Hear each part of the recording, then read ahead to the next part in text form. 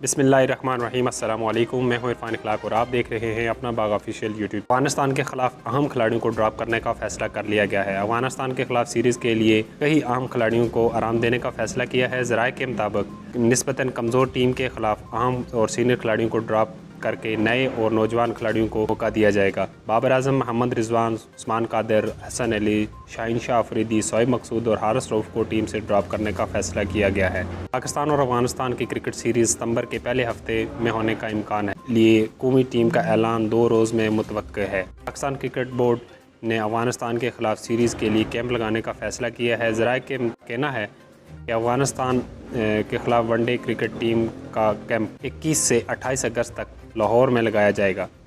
Camp में report करने वाले तमाम खिलाड़ियों को कोरोना टेस्ट होंगे। वेस्ट इंडीज़ में पाकिस्तान टीम के हमरा क्रिकेटर्स वतन वापस आकर टीम को ज्वाइन करेंगे, कैंप को ज्वाइन करेंगे। वाज़ेह रहे कि पाकिस्तान और अफगानिस्तान के दरमियान 3 वनडे मैचों की सीरीज़ का ऐलान श्रीलंका में खेले जाने का हो चुका है।